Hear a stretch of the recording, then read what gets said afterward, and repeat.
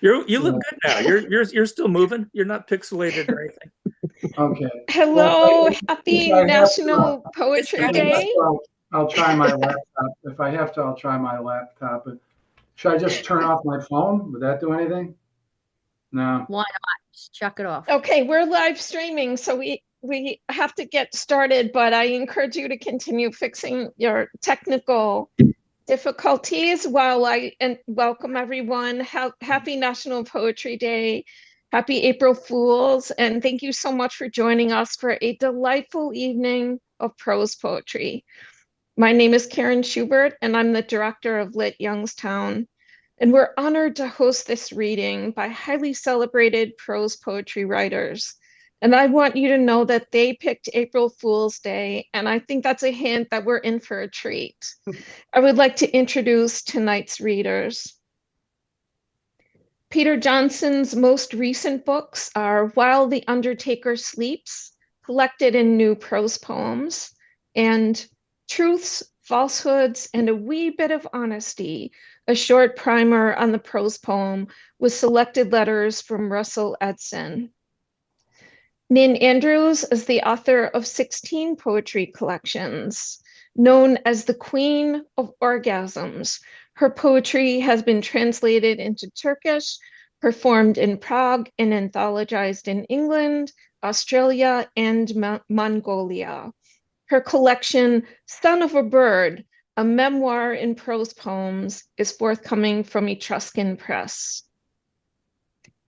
Cassandra Atherton co-authored Prose Poetry, an Introduction, and co-edited the Anthology of Australian Prose Poetry with Paul Hetherington.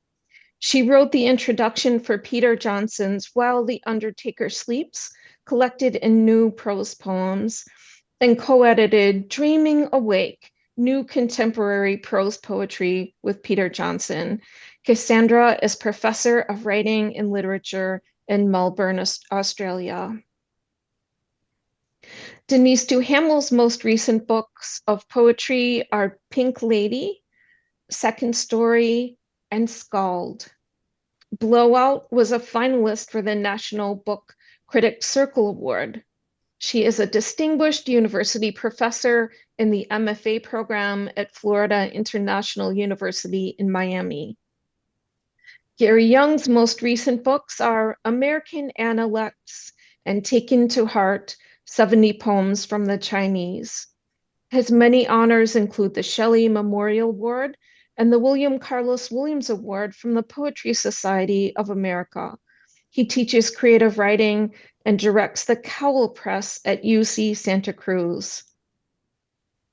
Thank you to our local bookshop, Pop Art Books Culture, for assembling a bookshelf of works by these fine writers.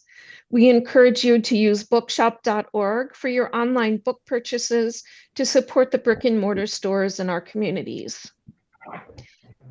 Before I hand off the mic to Cassandra Atherton, I would like to read this poem by Russell Edson that was featured on the cover of the Best of the Prose Poem, an international journal, the final issue under Peter Johnson's editorship. The prose poem as a beautiful animal. He had been writing a prose poem and had succeeded in mating a giraffe with an elephant. Scientists from all over the world came to see the product. The body looked like an elephant's, but it had the neck of a giraffe with a small elephant's head and a short trunk that wiggled like a wet noodle. You have created a beautiful new animal, said one of the scientists. Do you really like it? Like it, cried the scientist. I adore it and would love to have sex with it, that I might create another beautiful animal. Cassandra? Thank you so much, Karen. Hello, everyone. We're here with some beautiful monsters of our own today, and I'm thrilled to be chairing this panel session on the prose poem. And as Karen said, April Fool's Day is such a great day for it because, you know, prose poetry, it looks like a paragraph of prose when you start reading, then April Fool's, it's a poem. So I think there's going to be lots of hijinks and shenanigans, and I will try to keep them in line, but I can't promise. So just to tell you what you're in store for, we're going to start with some 10-minute readings from each member of our panel, and then we will have some Q&A. So settle in. It's going to be a great evening. We're going to start with Peter, and we have asked the panel to potentially begin with a poem, a prose poem that's not their own, and talk about why they liked it, and then launch into a fabulous reading of their own prose poetry oeuvre. So Peter, you are up first.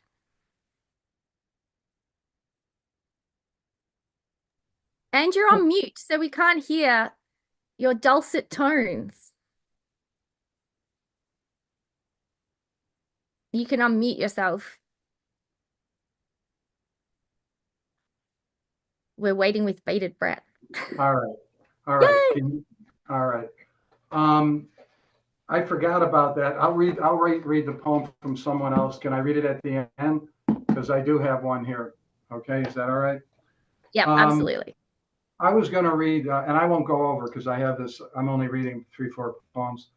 I was going to read political poems, as I said before when we were talking, because of everything going on. And then I thought there was no reason to depress everybody, including myself. So I'm going to read some comic love poems. And I've always been in love with love poetry, you know, because I translated Catullus when I was younger, and also Ovid. And when I did my master's, I did it in medieval literature, and I love all the medieval romances, and especially Andre Capellanus's book called The Art of Courtly Love. And if you know anything about that romance poetry, it's all a lot of exaggeration, exaggerated lovers. And there's also a lot of crazy similes, so you'll see a lot of these in here. All of these have first-person male narrators who are kind of in love with love. This poem's called Cheerleader.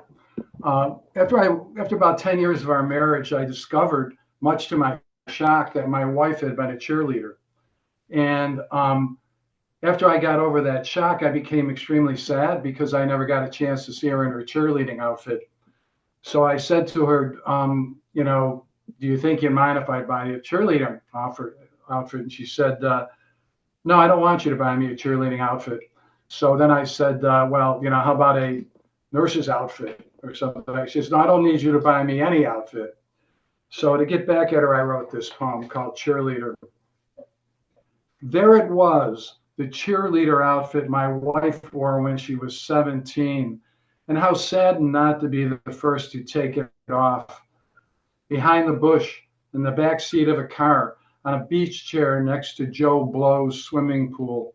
I wanted to punish her with questions, force her to read my friend's Penny Dreadful novel. I imagined her by a water fountain, posing for some half-wit hockey player.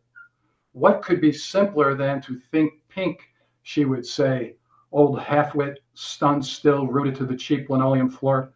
I imagined the middle-aged math teacher's front row grin as she performed her famous midair split. Our living room rug was small consolation, worn in spots from hands and knees. Not even my little book of love poems eased the pain. And by the way, I say to her many years later, of course they respect you for your mind, so ignore their groans when you bend over to retrieve a pencil or stretch for a file on top of your desk.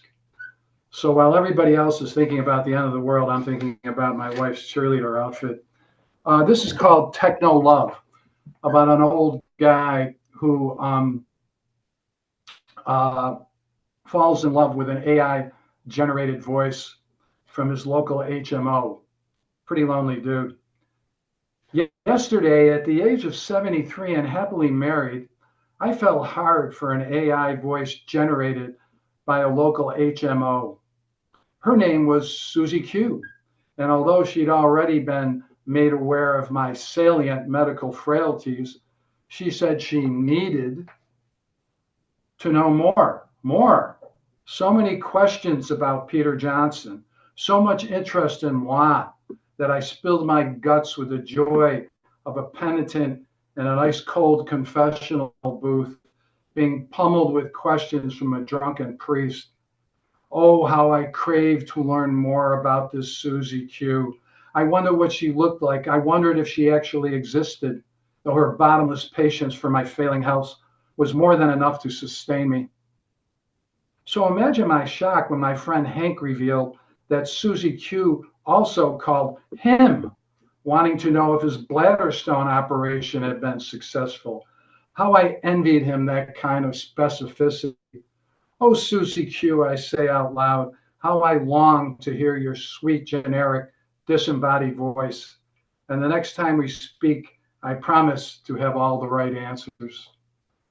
Am I coming across? All right. This one's called The One That Got Away. You know how we always think about the one that got away? You know, that there's always that man or woman in the past that if we had, you know, the chance to go back to, that would have been the ideal mate, who's always better than the one you have right now. It's all, of course, a bunch of nonsense. And I thought about that when I wrote this poem. I was 16 and had a crush on a Slovenian girl. She's probably dead by now, or fat, though maybe she's slim and classy and owns a Pilates studio. Sometimes when I'm stressing a bicep at the goddamn YMCA with its poor ventilation system and teenage goons, I expect to look up and see her winking at me as she punishes the hip adductor machine with deep scissor-like thrusts. That's how we carried on during those midnight rendezvous in a suit-covered city made famous after some poor bastard missed a field goal wide right. If I saw her tomorrow sashaying in a pair of heart-thumping red yoga pants down the boulevard of old guy memories, I'd kneel and take her hand. I'd kiss the pinky I so often suckled, thinking I was being homeopathic or part of some great revolution that, like all revolutions, service only men.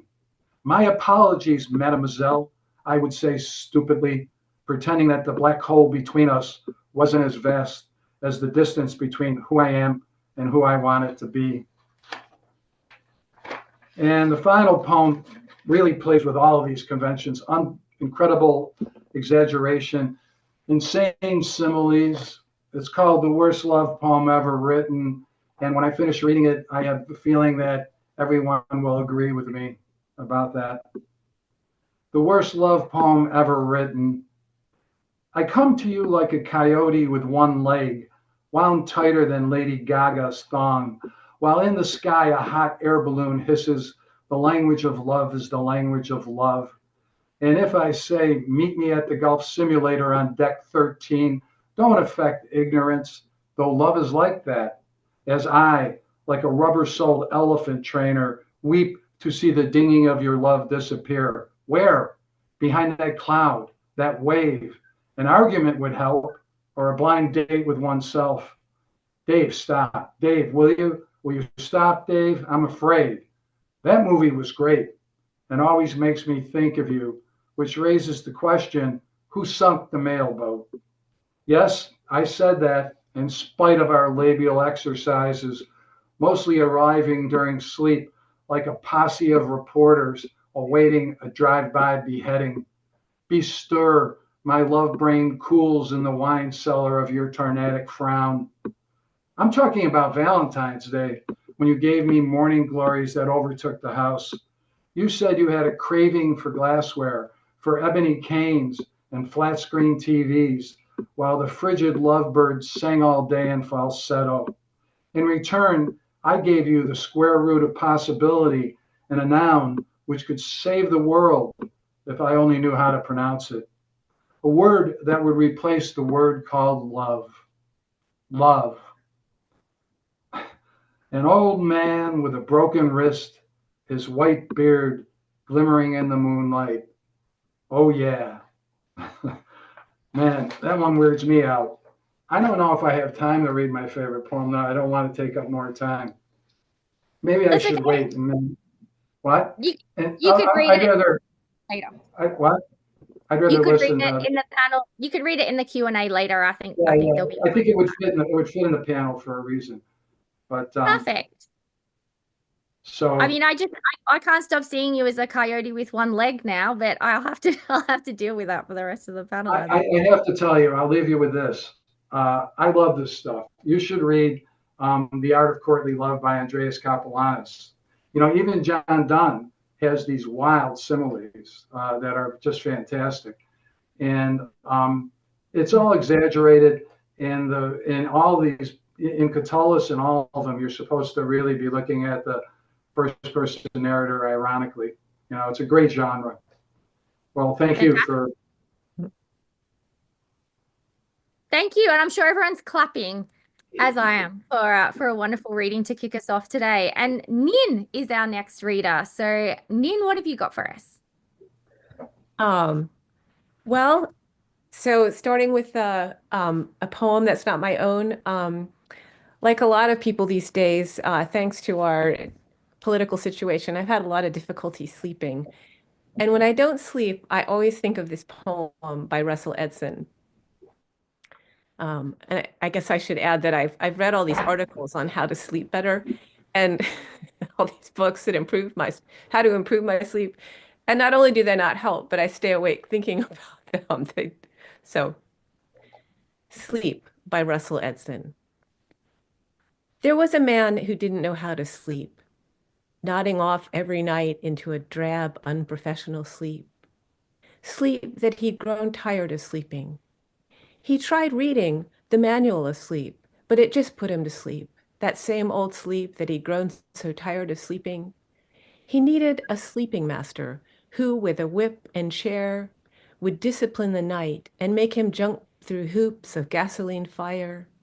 Someone who could make a tiger sit on a tiny pedestal and yawn. I love that poem. Sadly, not in the same kind of surrealist zone.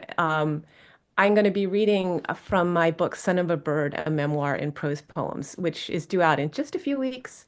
I don't think there's much I need to tell you as a setup, except maybe that I grew up on a farm in Charlottesville, Virginia, which isn't very far from where I live now.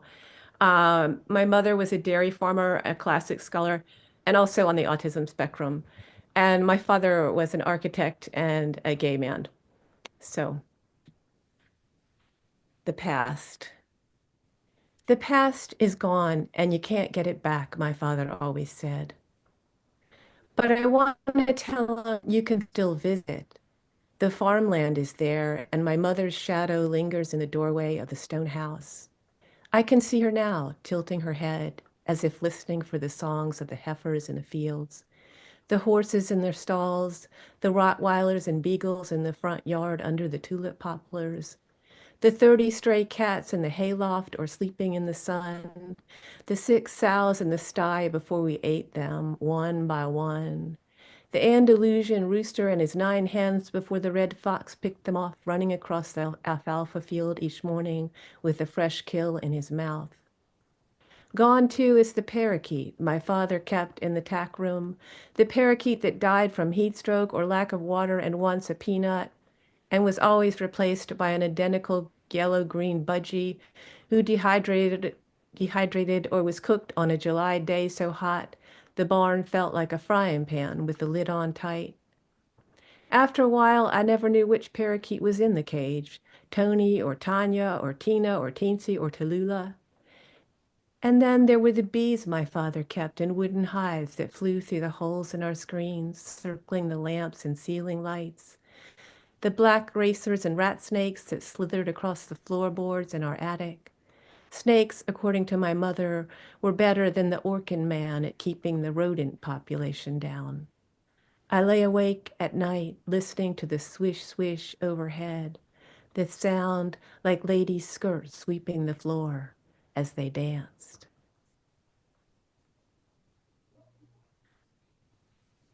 Our house. Our house began as a stone square. My father, an architect, added 2 wings on it to accommodate the ever-expanding family. But by the time I, the last child of 6, arrived, it was shaped like a U. Children's bedrooms were on 2 sides of the U so we could look out our windows and see each other getting dressed. "I see you naked," one sister would call out through an open window. Another yelled back, "I seen you in your polka-dotted underwear." From 7 o'clock to 8:50, I watched my sisters doing their homework framed in the yellow light. At 9 o'clock sharp, the house went dark, the day ending with a flick of the switch like a movie without credits. I lay back in bed and listened as the night sounds began. Horses kicked their stall doors. Tree frogs clung to the window screens and sang to one another. Owls screeched and swooped across the fields, over the fields, and the rooster crowed and crowed. My father always said that was because he was an Andalusian and came from the wrong time zone. The only time the lights came back on in the night was when one of us took sick. I'd sit up in bed and listen after a sister cried out, "I don't feel good." My mother never woke. She slept through screams, thunderstorms, howling dogs, ringing phones, strangers, and policemen knocking on the door. My father, half asleep, drifted into our bedrooms on sock feet. In one hand, he held a glass of water, in the other, a Bayer aspirin. He believed in Bayer, owned stock in the company, said it cured everything: nausea, diarrhea, flu, canker sores, nightmares, pink eye, insomnia. "Take this," he'd say, "you'll feel much better." If one pill didn't work, he'd give us another. I can still feel a little pill entering my bloodstream like a tiny white tooth. Little lesbians. I was in 6th grade when I curled Stephanie Combs' hair around my colored pencils in English class. My teacher, Mrs. Ward, tapped me on the shoulder with her orange fingernails. "Come with me," she hissed, and pulled me into the hallway. "You have to stop touching that girl's hair. I'm beginning to worry you're a lesbian." She sent a note home that day, carefully tucked in an envelope with the inscription, "A private matter for Mrs., not Mr. Hayward, to discuss with Nin." "Heavens," my mother said. "All little girls are lesbians." She tossed the note in the garbage. "Were you a lesbian?" I asked. "I was. A little lesbian," she said. "I had crushes on girls, but I wasn't really lesbian." "How did you know?" I asked. She shrugged. "It's just like the heifers. They start humping each other in the springtime." "Heifers are lesbians?" I asked. "It's genetic," she shrugged. "Some of us get more of the lesbian and some less. Time will tell how much of the lesbian you possess." "How?" My mother sighed, her silver blue glasses sliding down her nose. "If you are in your 20s and you still want to play with Stephanie's hair, well then, you're a lesbian." "Not a hairdresser?" My mother stared at me blankly. "Well, I do hope you're not a hairdresser." Thank you. Thank you so much. A round of applause for Nin. I didn't know heifers were lesbians, but I loved those poems. They're amazing. Thank you so much. Next, we have Gary, who's going to read for us. Well, I'm going to start with a poem by a good friend of mine, Killarney Clary. We met in graduate school. We've been friends for over 50 years. About 20 years ago, she and her husband moved up to the Santa Cruz Mountains, where I've lived for over 50 years. And so we've been in constant contact and sort of encouraging and helping each other. This is a poem. I published her first book, and I was going to read a poem from that. Her first book is called "By Me, By Any Canon Can't Be Done." But I'm going to read a poem from her most recent book, "Shadow of a Cloud, But No Cloud."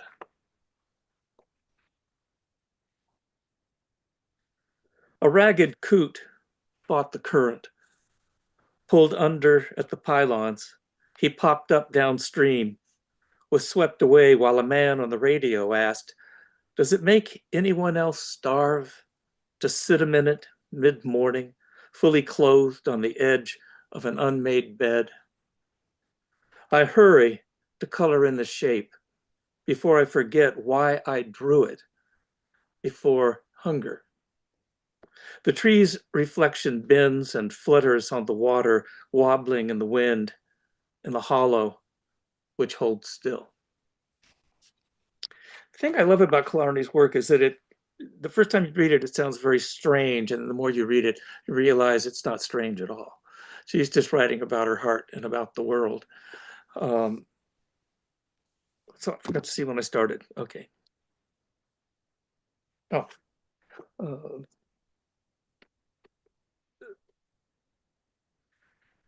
Picked out more poems than I could possibly read, so I've got to keep an eye on the time.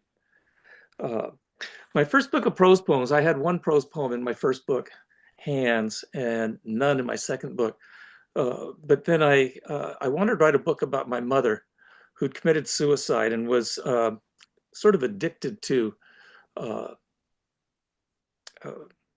do we call it, trauma now, but violence really is what she was addicted to. And I didn't have the poetic chops to do it. I wasn't a good enough poet. So I knew I had to write a book to figure out how to write the book I wanted to write. And once I figured that out, I knew I'd have to write a third book to make sure that I could wrap the two books together. So this is a poem from the first book. It's called Days. She took my two hands in hers, pressed and caressed me as if she were bathing me. I held hers as mine were held, stroked her knuckles, her palms, then realized the finger I lightly traced was my own. How strange to find I could show myself such tenderness.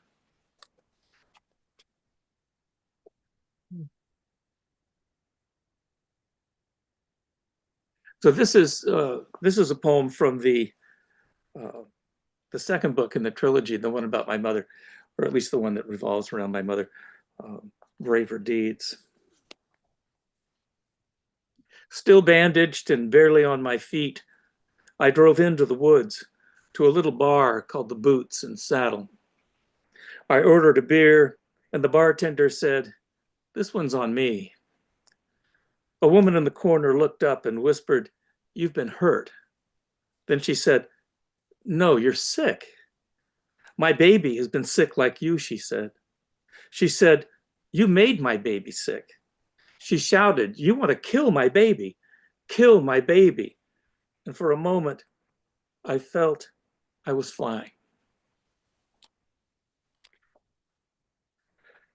So this is a poem about the worst thing that ever happened to me. When I was 5, I knew God had made the world and everything in it. I knew God loved me, and I knew the dead were in heaven with God always. I had a sweater. I draped it on a fence, and when I turned to pick it up a minute later, it was gone. That was the first time I had lost anything I really loved. I walked in circles, too frightened to cry, searching for it until dark. I knew my sweater was not in heaven.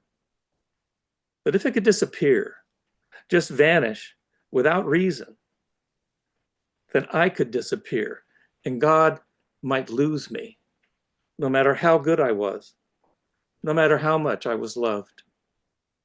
The buttons on my sweater were translucent, a shimmering, pale opalescence. It was yellow.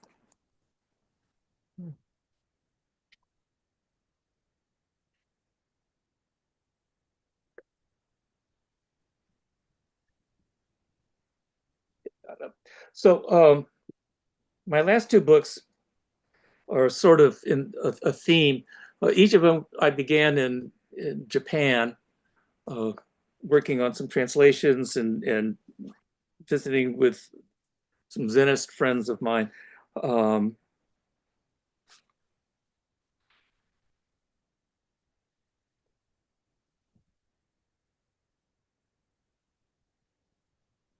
I don't know if you can hear the rain right now, but I live in the woods and it's raining like hell. So the only nice thing about the rain up here, because it has a tendency to drop redwood branches and trees on the house and on my studio, but it also brings out the mushrooms.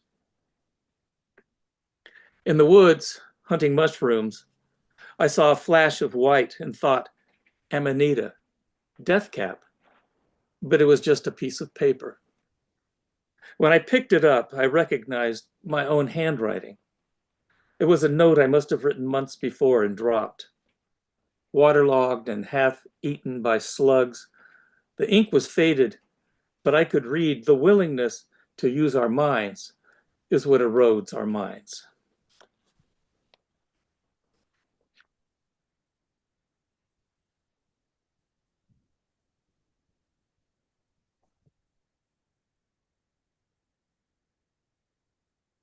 So my new book that just came out is called American Analects, and it revolves around a painter, my dear friend and mentor, Gene Holton. We were best friends for over 40 years. Met each other in a class of high school printing class. We were both looking to be letterpress printers, and that's, I still teach it. That's what I've done for over 50 years, and that's how I made my living until I started teaching 20 years ago. So this is a book that revolves, as I say, around this gentleman. My brother's barber was an alcoholic, but he only drank every other year. When you're drunk, the next year sober.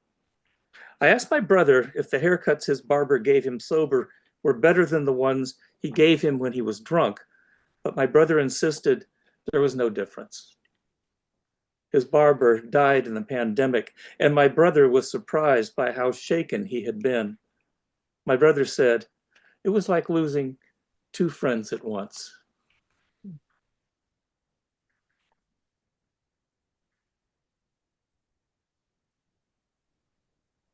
Gene insisted that the real cannot be measured, that whatever relies on scale is false. He said we wrestle with an inability to mine ourselves. It's difficult to do, though in your poems you found a way to do it. The clarity of the interior can't be suppressed. The moon stacks its dishes in the sink.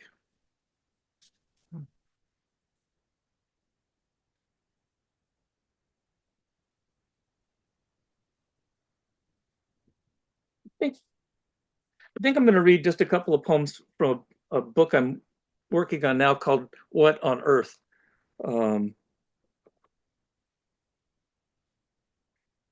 Riding my bicycle home from school, I saw a cat lying in the road up ahead. As I pedaled closer, I could see that it was just a paper bag. But when I reached it, I was looking down at a cat with an open mouth and one bulging eye. There is an appetite, but no clear incentive to invent a world. This morning, I read a poem with the lines, what I love is a heaven that vexes me, but what I heard in my head was love is an axe. Steam billows from the redwoods soaked by last night's rain. Fox sparrow, song sparrow, sparrows with a small white crown gorge at the feeder before the next storm strikes. When I look past the world, there's nothing but the world. More dark clouds at the horizon.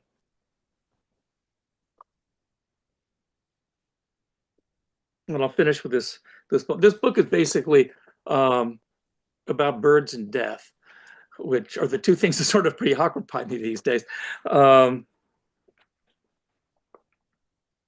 Small birds hover outside my window, their wings beating wildly to hold themselves aloft until I rise and fill their feeder. Perhaps I ask too little of them. At the foot of Mount Inari, among the treats offered to pilgrims going up or coming down the mountain, there are grilled sparrows splayed on bamboo spikes like tiny crucifixions. People eat them whole. Bones, feathers, the tiniest bit of flesh. Thank you. Wow, thank you. A round of applause for Gary. I can think of worse things than birds and death to be preoccupied with. I like that. For our final reading, we have the incredible Denise Duhamel, who will read for us something now. And I'm loving the way all these readings are so different and celebrate the prose poem in so many different ways. So every reading that comes is a joy. So Denise. Thanks. I was just going to say the same thing, and it just reminds me of like how much the prose poem can hold, like how many different kind of gestures. Yeah, I agree. So thank you, Cassandra, for moderating, and thank you, Karen, for hosting, and thank you, Peter, Nin, and Gary for reading. Everyone's like, it keeps moving on the screen. So but anyway, it's fantastic. So I'm going to start off with a poem by Nick Flynn called Philip Seymour Hoffman. Last summer, I found a small box stashed away in my apartment, a box filled with enough Vicodin to kill me. I would have sworn that I'd thrown it away years earlier, but apparently not. I stared at the white pills blankly for a long while. I even took a picture of them before, finally, definitely throwing them away. I'd been sober, again, for some years when I found that box, but every addict has one. A little box, metaphorical or actual, hidden away. Before I flushed them, I held them in my palm, marveling that at some point in the not so distant past, it seemed a good idea to keep a stash of pills on hand. For an emergency, I told myself. What kind of an emergency? What if I needed a root canal on a Sunday night? This little box would see me through until the dentist showed up for work the next morning. Half my brain told me that, while the other half knew that looking into that box was akin to seeing a photograph of myself standing on the edge of a bridge in that familiar dark neighborhood of my mind, that comfortable place where I could somehow believe that fuck it was an adequate response to life. So I love this poem so much because I love celebrities. I was like very like, oh, this is going to be a poem about a celebrity. You know, I mean, it is, because Philip Seymour Hoffman also tragically died of an overdose. But this idea, this poem is actually in a prose text box. So it has a line around it, and then it's the box of Vicodin, right? And there's a photograph inside, and it just keeps getting boxier, and he's boxed in by the addiction. I'm kind of in love with this poem, and I wrote about it for Peter's Substack a while back. This next poem is from my most recent book, Pink Lady, which is a series of elegies for my mom. And this one is called My Mother's Cover-Up. I bought one for her at Walgreens, teal blue with sparkles. She was so hunched over and short by then, it flowed almost to her ankles. I kept it here in Florida so that when she visited, it was one less thing she needed to pack. It was in a drawer along with her one-piece skirted bathing suit, which had adjustable shoulder straps to accommodate her lopsidedness, her scoliosis. Now that she's gone, I wear the cover-up and mourn each loose sequin, trying to catch the shiny discs as they fall. Walgreens doesn't sell this kind of caftan anymore. If they did, I would buy more as a way to keep my mother with me. I walk the seasonal aisle as though it's a metaphor for life itself. Plastic pails and shovels to make dreamy castles, water shoes to protect our feet from rocks, neon noodles to help keep us afloat. And the next two poems I'm going to read are from Disquieting Muses Quarterly, which is like a wonderful magazine of prose poems. So I'm not sure if Sally Ashton is in the audience, but if she is, hello and thank you. And it's about, the first one is about the dead as well. It's called Talking to Myself as I Talk to My Dead. And I have an epigram from Jory Graham from her book, 2040. So this is Jory Graham. I turn to the dead more now, clearer every day as I approach them. Talking to myself as I talk to my dead. I still hear my mom. Sometimes it's her voice coming out of my mouth. I am talking to myself as I talk to my dead, though I know the dead belong to us all. Dead, Dad, just that E between them. Oh, Dad, I'm sorry I wasn't there when you said goodbye to air and coffee and the Red Sox. I wrote, "This haunts me," then crossed it out. It's not only cliche, but backwards, as haunting is for ghosts. So as I talk to you, Dad, I'm haunting in reverse. Maureen, before she died, said she'd try to come back. Please haunt me. I'm ready. We all are. Your friends look for you everywhere, in clouds and birds and flowers and songs that pop up on the radio when we're driving. I know this sounds silly. I know the dead are busy, and who knows what time zone you're in. Sometimes on the cusp of sleep, I rock myself. I climb out of my body and stand by the side of the bed, then push my body as though I'm in a cradle, parenting myself, as the New Agers might say. The first time I remember taking my body beyond gravity was after watching Mary Poppins. I was transfixed by the "I love to laugh" scene, merriment lifting the characters up to the ceiling. Now I'm pretty sure this rocking is preparation for my dying, what it will feel like as I pass over. So far, I have woken up each time, despite the childhood prayer, if I should die before I wake. Why didn't reciting it freak me out more? Recently, I've been dreaming a lot about doors that I hadn't noticed before. I step out of my cramped apartment down a spiral staircase and into an office with a writing desk and an extra computer. Or I walk through a portal into a sunny yard with stacks of books near a James Wright hammock. Joseph Campbell wrote that when you follow your bliss, doors will open where there wouldn't be a door for anyone else. And then there's the joke, when God closes a door, my fingers are usually in it. I thought maybe the dreams were telling me I was missing out on an opportunity, but what if it was simply walking into death? That death will be just an expansion of life. When I collapsed in Tom's kitchen, I saw his face go dark, just like in the movies. First his forehead was gone, then his eyes and nose and lips, and soon I was on the floor. I'd never fainted before. If this was a precursor to death, it wasn't so bad. Hi, Mom. Hi, Dad. Hi, Maureen. My legs seemed liquid or deboned, and when I came to, I didn't even have a bruise. And this, Peter, is a love poem, sort of, and it's based on Shakespeare's Sonnet 18. It's called Summer Romance. Shall I compare thee to a summer sausage or a somersault, a salt and vinegar chip, a microchip planted in my brain, a hanging plant, a hangnail you bit off, an off-color joke, the color revolution of my heart? Or were you a false flag operation, a true or false pop quiz, a Pop-Tart, a tartan kilt lifted by the wind on a Scottish hill, a Scott paper towel ripped from its roll? Shall I compare thee to rock and roll, or maybe R&B soul, the Isley Brothers between the sheets? Shall I compare thee to what's between that rock and hard place behind your zipper? I braid the eternal zip line that brings me to thee. And this is, I'm going to end with two political poems. This one is called Dissident. I went so many years unnoticed in my commie pink tee, my outrageous poems where I thought I could say anything.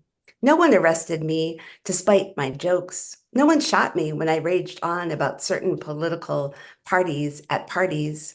Here comes the Volta where you think I'll give in to my fear. Instead, I praise the conch shell, the wise dead who visit my dreams, the lizards and buzzards, the palm trees and palm readers, the clouds and paintings of clouds, the code switching and codes. Damn that supreme Taco Bell party pack, that orange trumpet flower. And I'll end with one of the poems from this fantastic anthology edited by Peter and Cassandra, Dreaming Awake. And it was about the first indignity, that we are now in the second indignity. Anyway, thank you all for listening. It's called Howl. I saw the best minds of my generation undermined, doctors hungry for truth, dragging themselves through inane press conferences, angels with hip replacements and fashionable scarves holding up graphs, making predictions, scientific dynamos trying to break through to give us light. Who, in spite of hollow men, sat up zooming in the virtual darkness of cold, hard facts floating across cable news host desks, contemplating death rates. Who bared their brains to the World Health Organization and saw Monday night riots, angels staggering in Lafayette Square, flashbangs illuminating. Who passed by unimaginative reporters with radiant, cool eyes, pleading with Americans not to drink bleach. Who cowered in green rooms, undercut, retrieving their speeches from waste baskets, forced to listen to the terrible thumps of the chosen one.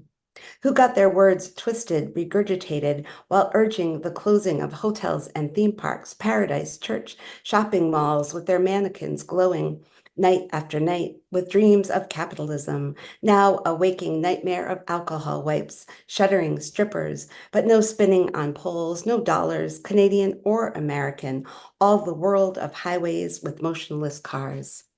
Peter Pans playing solitaire on their iPads, plots and more plots dug up in cemeteries, drunken safer-at-home moms and dads banging pans from windows and rooftops in honor of first responders who are busy at work, their kids home from school, storefronts boarded up, blinking traffic lights, ambulances, but not much else, sun and moon and tree vibrations in the spring dusks of Minneapolis and Louisville and Buffalo until the protest began, the best minds of the next generation chanting, demanding sanity from an administration clearly out of its mind.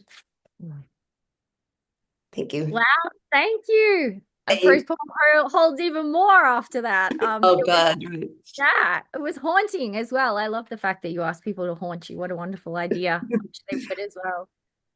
So because we have some of the finest minds and finest practitioners of the prose poem in the room, we're going to have a short Q&A session where we ask some pertinent questions and think about what's going on with the prose poem. So I'd like to talk specifically, to start off in a kind of provocative way, about the prose poem today. So what you think about the current state of prose poetry, the good and the bad.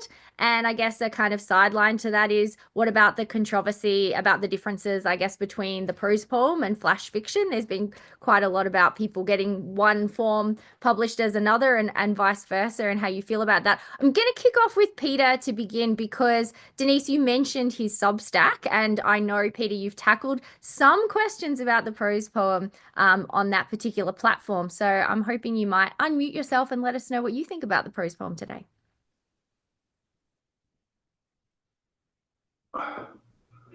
Okay, you hear me? All right, just let me know if I start to break up. I think there's like three schools. There's some people who say, well, first of all, when you say what's the state of the prose poem today,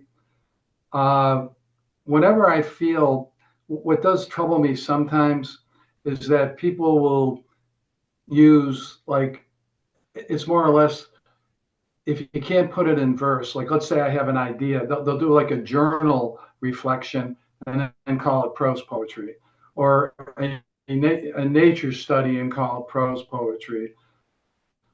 They'll call like anything prose poetry.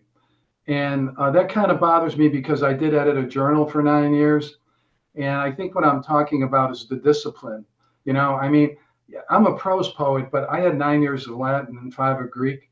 So I have a lot of respect for discipline. If you're going to be a verse poet, be disciplined with the line. But just because you're a prose poet, it doesn't mean that you shouldn't just go over that poem like 40 times and make sure you don't have extra words. Try to use a lot of the same stuff you use in verse poetry. When it comes to the, but I don't want to sound like a curmudgeon, because then I open up a magazine and see a prose poem from somebody I've never heard of, and it just totally blows my mind. But I do think I have to say, I think there's a laziness in the form. And I think in terms of flash fiction, prose poetry, there's some people go, what does it matter? All that matters is that it's good. To be quite frank, that's dumb, because I think Simic's World Doesn't End is brilliant. And so many people think it's brilliant too. And yet I know many people who don't like that book. They don't think it's good at all. So when you say all that matters is that it's good, well, what does that mean? It's good to one person isn't. The other school, it goes the other way and says, well, a prose poem should have this. It's prescriptive. It should have this. It should have that. We look for this. That doesn't work either. The last thing you want to do with a prose poem is pigeonhole it. I'd be the first one to admit that there's nothing but overlapping in genres when you come to the prose poem. I just did a book of fragments that turned into prose poems. Take things like the aphorism, the prose poem, the fragment, they blend in. They can blend in to flash fiction. But again, I do have a problem when people decide they want to call it something twice, the same work, that like, well, this is a prose poem, so I'm telling the reader to read it as a prose poem. So then you have the reader read it as a prose poem, and then they republish it as a flash fiction. That's kind of, to me, I don't know, and maybe I'm a purist, that's kind of disrespectful, I do think genre matters in the sense. And I'll just give you one example, then I want to hear what everybody has to say. Let's say that I do a painting, and I have 2 apples and a banana in the middle of it, and I call it still life. Then I'm telling you, I would like you to read that, to view it as a still life, with all the fruits and bowls and everything else and still life paintings. But now, wonder if all of a sudden I were to change the name of that painting and call it Freud's Dream and not call it a still life. All of a sudden, I'm asking you to look at that with Freud's Dream, like a different genre. And you're going to look at that banana very differently. Let's put it that way, without being crude. And I'm curious what other people have to say after being very crude. It's a fantastic comment about the readership and how readers come to, particular genres with particular expectations and ways that they read things. So that was great. And I know you've compared prose poetry to a banana skin before, so I kind of like your banana analogies too, Peter. Gary, let's roll with your ideas about what's happening today with the prose poem. Well, one of the good things about prose poems is that you can get them published now. When I first started writing prose poems and I sent my first book of prose poems to my editor at Brown, I was so excited because I knew it was the best thing I'd ever written. And then I got a letter back. I'm thinking he's going to tell me how great I am and he's going to publish the book. And the first line in the letter was, "You have betrayed poetry." Yeah, that's a true story. And so now no one says that to you. Everybody's got at least one prose poem in a book of poems. Everybody's got a book. Yeah, I can do prose poems. And I'm with Peter. I'm not very interested in genres. I like it when genres are mixed and matched. But for me, a prose poem is a form. I mean, I approach it. It's a emphasis on the poem. My prose poems. I think of my prose poems as very long one-lined poems. And I started writing them when I printed a book in which I had 40 beautiful woodcuts and color relief prints. And I had a line of type that went around the back of them for almost 100 pages. And I thought, that's how I want my poems to go. And so I stopped titling them because I don't want to lead people in my poems. They're just going to be meaningful utterances that begin, travel until they end. But I think of them as poems, not anything else. I have no problem with people calling them or consuming them anything else. Some of my poems clearly are aphoristic. People can call them anything they want, but that's how I write them and that's how I think of them. And I agree with Peter again that people's prose poems would be a lot better if they thought of them as poems because it's so many of them. There's just sort of anything goes. Well, it's a prose poem. You can do whatever you want. Not really. No, and a crazy editor who said you've betrayed poetry when you've like made an amazing contribution to it, as you know, not recognizing the prose poem as poetry is one of its difficulties, I think. Perhaps it's misunderstood in ways that we expect that because everyone has, or many people have a prose poem in their collection, they understand it. Perhaps it's still not understood. Denise, what do you think about prose poetry today? I love prose poetry, as you know, Cassandra. So I'm just thinking, Cassandra came, and Peter too, came to visit my class when I was teaching the prose poem. Oh God, time is a soup, but I think it was last year sometime in the spring. And yeah, I think it was spring of last year. And my students are still obsessed when you said, I don't think a prose poem can be more than a page. We got to see it all, like the window or the block. And so they still, like, it's been so influential to them. They're like, I think I wrote a prose poem, but it's kind of long. There's one line on the next page, so I'm going to edit it. So I love the idea of thinking of prose poem as a form and rigorously looking at it the same way you would like a sonnet or a villanelle, or, you know, it's like, it is one of the forms, right? So it may not have like a certain line count or a certain, you know, meter, but it's definitely a form. So I'm very interested in just, I guess now I'm really interested in the box thing. I just keep loving prose poems that actually like say some sort of shape in them. But I mean, they're also genre busting, and I know Nin's up next, so I will just like toss it to you to toss to Nin. But the idea of using prose poems for memoir is like fascinating to me. It's fantastic. So I'm all for mixing it up in that way because Nin has such control of the prose poem. But it's not just I'm lazy, I'm going to write like little tiny chapter. You know what I mean? It's just each one sort of stands on its own, and it's I read the books. That's why I'm A+ Nin. Would love you to talk about prose poetry and memoir. It's fabulous. You can hear from the poems that you read today how they're entirely different from a prose memoir. So can you talk a little bit about that? Oh, yeah, I could try, but I think, you know, I think let me back up and just say, I think I fell in love with a prose poem. I know that you did too, Cassandra. It was like your first love, and you feel sort of there was some kind of magic in it. And I think for me, um, it, you know, I mean, let me just back up and say how much I loved it. That we had that David Lehman gave me that the prose poem and international anthology, the Michael Benedict one, and I read it so many times it dissolved, and you know that it was so poorly put together that I got another one, and then that one dissolved, and so finally my husband got me this hardback one, and it is dissolving. But I would find little pieces of around the house of where you know because I would take it with me, just like oh I need to be inspired, but and I wouldn't have been able to articulate what it was specifically about the prose poem that I was so in love with.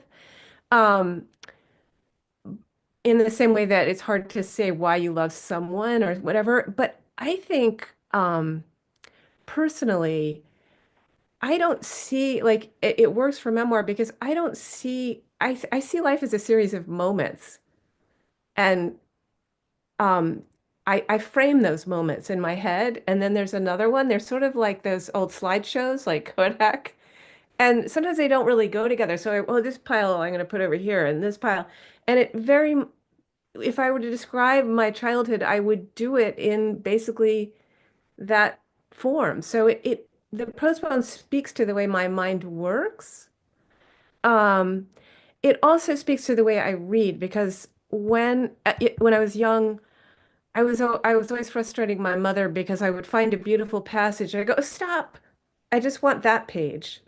Just stop." You know? And a lot of times, I still do that. I'll go to the bookstore and I'll read. So many books have beautiful openings and they kind of fall apart. And I'm like, oh, but it has a beautiful opening. I still love the book because page 3 is fabulous. You know, it's like, so with prose poems, I just have collections of those those moments. And I think when I'm writing, that's what I'm most interested in. So when I start writing longer, I bore myself. Um, I can't, I want the the frame. Um, yeah. And I would go on, I don't want to go on too much, but in answer to the question about, people always ask me that prose poem flash fiction question. And my answer is really like, well, what's the difference between fiction and poetry, prose poem and flash fiction? I say, well, it's kind of like the difference between night and day. I mean, they're just times of the day. They're just hours, and one has light and one doesn't. But they have very different, they're very different experiences. And to the extent you put the word prose or flash, they're still very different. But of course, there's that borderline at dawn and dusk, which is very interesting to everyone, where they merge. But most of the time, you're really in one or the other. So that's my answer to that one. Wonderful. And do you want to say just a couple of words? I know we've got limited time, but I also realize that all of you have talked a little bit about what attracts you to the prose poem and continues to attract you. And just a question about how you've moved into memoir in the prose poem, and a little bit about how you bring memoir writing into this particular form. So I'm not sure what the question is. I'm sorry. Oh, sorry. How did you come to decide that you could use memoir in prose poetry? Because many of your other works contain kind of autobiographical elements, but this is a full length, from what I understand, memoir written in prose poetry. Right. Well, I think it happened the other way around. I was trying to write a straight memoir. I realized it's not the way I work. It just, I just, I don't like to work that way. You know, it interests me to try to reflect the way my mind works and the way I experience memory, maybe not life, but memory. It forms itself into smaller units. But No, I yeah. love that description. That's sort of like, vignettes, the way that memory works as well. I think is represented in the prose poem box, which is so attractive, I think, for memoir to kind of exist in and inhabit.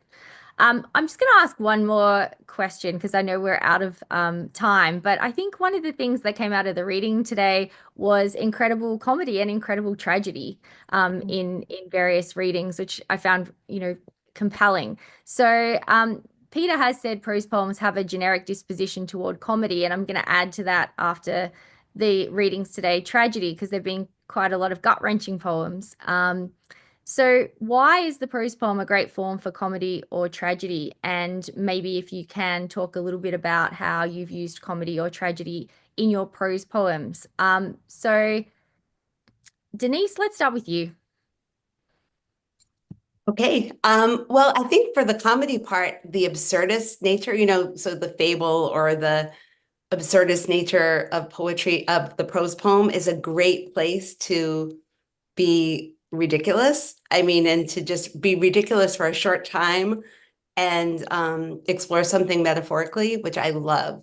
And I think in reverse, tragedy is almost like a hanky too. I mean, like the prose poem is shaped like a hanky. I mean, like you can kind of just contain. I think of the prose poem as such a great container for emotional outbursts. And maybe that's why, you said the thing about the page, or Nin saying like, okay, I think memory of like the Kodak slides, like being projected on the wall. Like those high emotions, whether they be comedy or tragedy, kind of burn out after a certain duration. So I think in a way that makes the prose poem great, a great way to express those. I love that. I love these analogies. But now, and I realize we're all in Zoom squares, which could be another prose poem. Yeah. It's a form. Gary, what do you think? When I first read your prose poems, I was very teary. There's some real moments, incredibly powerful, moving kind of moments. Why do you think the prose poem works for you? It works for me because it quiets the poem down. the line break is a tool for inflation. I mean, it just is. And so when you're writing something that's already extremely volatile emotionally, I don't think you want to raise it up more. I think you want to tap it down so that you can actually write about things that are in some ways overwhelming or emotionally, almost unbearable. If you were trying to goose it a little bit, it loses that. It becomes artificial. And as far as the humor, I mean, comedy and tragedy, I mean, we all know this is two sides of the same coin, but I was going to give a reading, and my wife, before I went there, she said, Gary, you're really very funny, but you're never funny in your poems. So be funny tonight. And so I told the audience, my wife said I'm going to be funny, so I'm going to try to be funny. They laughed at every poem. I mean, I'd read poems that I didn't think they were very funny. They're howling. So I think maybe part of it goes back to that. What are we anticipating? And that's the business of, is this a comedy? Is this a tragedy? Is this a prose poem? Is this a short story? What we expect, I think, is going to, in some way, direct our reading of the piece. Absolutely. Peter, you've got black comedy as well, that you write in quite a lot in terms of your forms of comedy. What do you think about prose poetry and the use of comedy? Well, I agree with Gary. For one thing, there's nothing more serious than comedy. People don't think of it that way, but I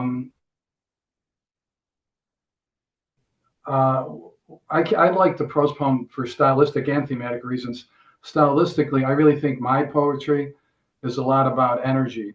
That's what it's about more, and not having the line breaks to stop me helps. But then I am merciless. I'll rewrite a poem 50 times. And thematically, when Nin mentioned that anthology by Benedict, that's when I really came to see that I grew up by the steel plants, which is the low. I grew up reading Mad magazine, that kind of humor. But yet because I was a good athlete and fairly smart, I went to a prep school where I was studying Latin, Greek. So I was always hovering between the high and the low. And all of those Eastern European writers in Benedict's anthology do that. And so when I discovered it, I was like a kid in a candy store, because I wrote the worst verse poetry. I got some of it published, but I don't know what they were thinking. I wouldn't have published it, but they were publishing it. And so it was almost like I felt, at home. But I really do want to stress, I remember Nicanor Pera, it was sort of funny. In Simic's last interview, I was really honored when he included me with him and Tate and Edson, and he said, we're all entertainers. And I realized that's really what I am. But that doesn't mean I'm not serious. But Nicanor Pera has this great line, and he said, humor makes it easier to connect with the reader. I'm paraphrasing it. He said, it's hard to get, when you're, in other words, making somebody laugh, they don't have time to reach for the pistol under their pillow, something like that. And, like Henry James said, there's for the house of fiction has many doors and windows. And the prose poem, you fit your sensibility to it. Look at the four of us, very different. I love all their work, And I love you guys too. I really do, I do. I love these guys. Nina, I'm going to throw to you because you talked a little bit, or I think Karen mentioned you being queen of the orgasms and your amazing poems on orgasms. And then today you gave us, quite a dark, with moments of humor, but quite a dark sort of prose poetry memoir. So what happens with you and tragedy and comedy in the prose poem when you're writing? I feel like what happens with me or what happens with the prose poem may be the same thing. I feel like,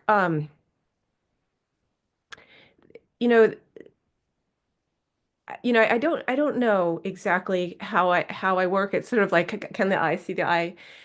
But I feel like the prose poem has always felt to me like a little jack in a box. It looks so innocent, but when it's working, it's like, whoa, it's like Peter was saying, there's this energy just comes out, and it's like, whoa.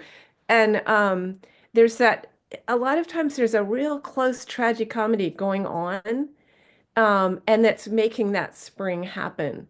And I think I developed Black humor very young, as a way of coping. I had this very rough sort of farm life and this sort of formal other world, and to a little bit like Peter, but totally different from Peter, but a similar opposites kind of joining together, um, makes my mind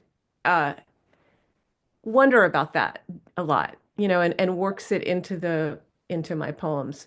Um, but I don't know, like, I mean, there are different answers, different ways to answer a question. Like, um, you were talking about the orgasms and the humor in those, and um, it's not without. I could give you a funny story, which is that, like, when I was one of the very first poems I ever published was about an artichoke, and it was in the Paris Review. At the time, I didn't even know what a big deal that was. I just randomly sent it there. And a friend of my parents found it, and she showed it to my parents, and it was apparently a very sexy artichoke because my parents were appalled. And they called up, they called me up and they said, "Well, we saw your poem. Heavens, we certainly hope you won't write like that anymore." And I was like, "Oh yeah, okay, it's on." And there were other factors in my life that went on, but didn't mark the orgasm. And I'm like, they were never going to call me about my work again. The orgasm is going to be center stage. Hands off, world. Here she is.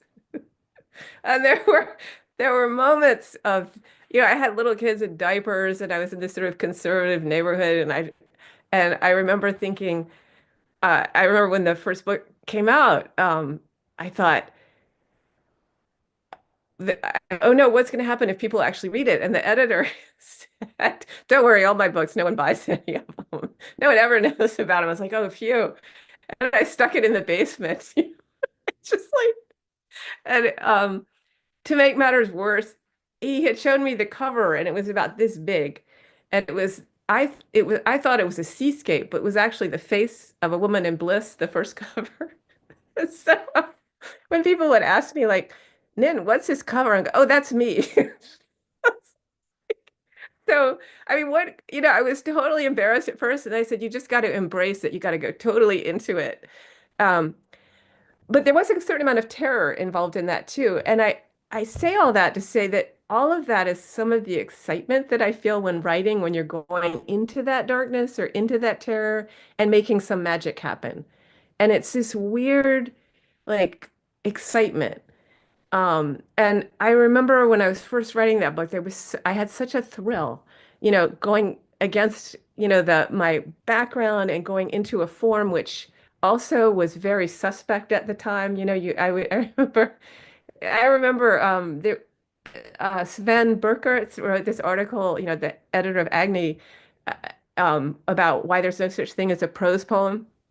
And he went on to say how much he liked certain prose poems, but they weren't poems. And it's a great article. It was in Parnassus, which is gone, but it's a great review. And that made me like it more. Like, I love the fact that it doesn't really exist, and that all these editors are really saying this is terrible. And I love the fact it got all this scrutiny, and so I think it made it better because, oh, this little box that I really don't want to push, I'm going to let one in, or two, and then they were like, and then you saw people who would never write a prose poem. Then, oh, well, maybe I'll write one or two, you saw it was kind of exciting. Um, but I do think it goes back. It was a container that was containing that energy and when it's done well, that contains exactly what Peter was talking about. And But quite honestly, I'm blathering on, and I think, Cassandra, you of all people have the best answers to these questions. I mean, you No, write so I beautifully love about the hearing. form.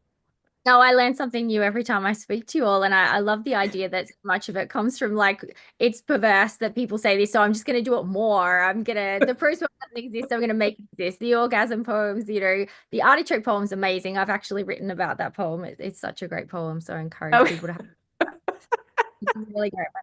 I'm just gonna, Karen, whip around the room once and ask people what their next kind of work is going to be in prose poetry as a way to kind of look at the future direction of the prose poem and how it may be evolving. And I know I'm sure that the audience would like to know what these incredible luminaries of the prose poem are working on so they can keep an eye out. So Denise, what have you got? I mean, you've just had amazing books out there. Maybe you can refresh our memory and then say what's next. Okay. I yes, I have a book. My latest book is called Pink Lady, and they're elegies. So there are only 2 prose poems in that book. Sad to say. But as I said before, I'm really obsessed with this idea of like mattresses and boxes. And I don't know, I think I'm just gonna go whole hog into actually like things that are square or cubes or something. But I don't know. As you can tell, I'm not that far in, but I love that idea so much.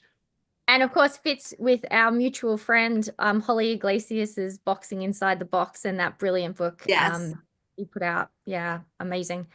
Gary, what's next for you? Gary is on his first day of retirement, so he can do whatever he wants. What will that be, Gary, with the prose poem? You're still on mute. I'm going to be working on this book about birds and death, and it's not that I haven't written about birds or death before, but what I'm doing in this that's different is that I'm writing about the birds. I'm writing about death. The I in my poems in this book he's sort of in the background. It's not really me. He's just sort of, either me remembering something, or so it's not about like, let me tell you about me. It's more like, let me tell you about birds. So just trying to step back from my own poems a little bit. Amazing. Nin, you've got the memoir, but what else is on the agenda? oh, well, usually I seem to be doing this sort of dance. I'll write something memoir-ish or autobiographical, more personal, and then I'll write something more surreal. And it's sort of like I go way into one and then I go, oh, I gotta go back the other way. So as soon as I finished Son of a Bird, I started writing this surreal poems about this. Yeah. So I'm going into that zone. Yeah. Oh, it So we'll sounds see. amazing. I like how they work off one another. It's like tragicomedy is. Peter, you've got the final word. What's going on with you? You've got lots of things on the horizon. Oh, this is this luminary here. I'm interested. I'm really not interested in solo prose poems anymore. In a way, I'm more interested in hybrids, like that hybrid that ends my collected poems, a memoir. It's a memoir that has memoir. It has facts about the steel plant. It has prose poems. It has quotations. But I will tell you, the prose poems in it are prose poems. So, in other words, the whole memoir has been called a prose poem by people. And I say, no, it's not. It's a memoir that has different genres in it. And on my Substack, I've been working on this new genre, I'm calling it, called the dispatch, which is really, that's what it is. It's, sometimes it's a flash fiction with a prose poem and a quotation. And, it isn't like, we're all geniuses, it's from reading stuff. I was very influenced to do this dispatch stuff by reading Günter Grass has this wonderful book called Of All That Ends, his last book, which is a hybrid of verse poetry, prose poetry. Nin would love it, drawings like Nin does. And then also Milos has this wonderful book called Roadside Dog, which is has been called a book of prose poems, but it really isn't. It's a mix of different things. And that's what I'm interested in. That's the beauty of, I don't know, man, that's the beauty of what we do, isn't it? I mean, it's like endless. You know, I mean, it's just like endless stuff you can do. But when I put a prose poem in something, it's going to be a prose poem. All right. So, but my final word is I really can't thank Karen enough for this. And it's so good to see my friends. I'd love to see them in person, you know, if we can all get together sometime. Maybe Cassandra can get a big grant and bring us all to Australia, you know, so we can say brilliant. We can just walk around saying brilliant to each other, you know. But that's it for me. Well, it was brilliant. It was absolutely brilliant. So I hope everyone's going to join me in a round of applause for everybody. I know some people like to do the kind of jazz hand fingers, but I'm going to do a clap and say thank you so much for joining us. Thank you to everybody here. Thank you to Karen and to Ash, who's been working behind the scenes. And back to you, Karen. Thank you so much. And Cassandra, I'm gonna break the flow a little bit to ask what you are working on.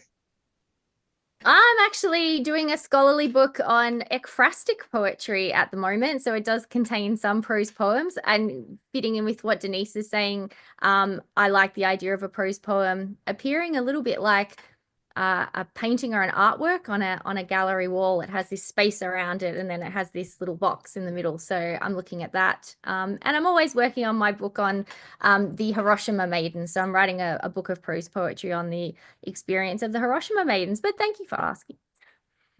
Thank you so much. That's really wonderful.